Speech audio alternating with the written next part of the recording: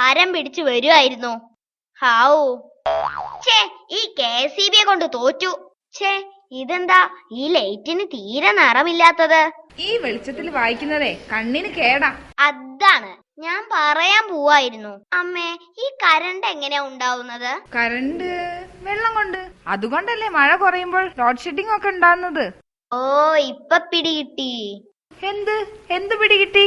നല്ല വെള്ളം കിട്ടാതാവുമ്പോ തോട്ടിലെ വെള്ളം കൊണ്ടും അതുപോലെ കലങ്ങിയ വെള്ളം കൊണ്ടും ഒക്കെ ആവും കറണ്ട് ഉണ്ടാക്കുന്നത്.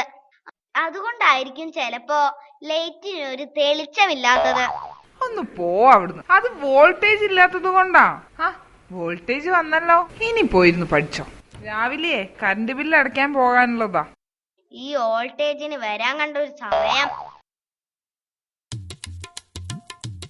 ഒരു 3 രൂപ ചില്ലറതാ. ചില്ലറയില്ല. എന്നാ 7 രൂപ അടുത്ത ബില്ലിൽ എഴുതുന്നുണ്ട്. അയ്യോ, ആ 7 രൂപ എനിക്ക് തിരിച്ച് ബസ്സിന് പോവാൻ വേണ്ടതാ.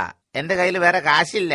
ഓ, രാവിലെ തന്നെ ഓരോ അവന്മാര് ചില്ലറ ഇല്ലാണ്ട് ഇറങ്ങിക്കോളും. ഇതാ ബാക്കി കാശ്. സാറേ, ബില്ല് 315-നാ. 15 രൂപ ചില്ലറയില്ല. അതുകൊണ്ട് 300 രൂപ തരാം. ബാക്കി 15 അടുത്ത ബില്ലിൽ എഴുതിക്കാം. എടോ, താനെന്താ ആളെ കളിയാക്ക?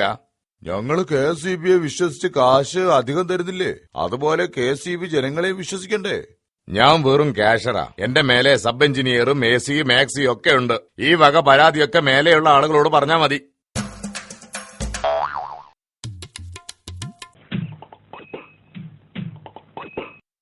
എടോ, താനെന്താ ആളെ കളിയാക്ക?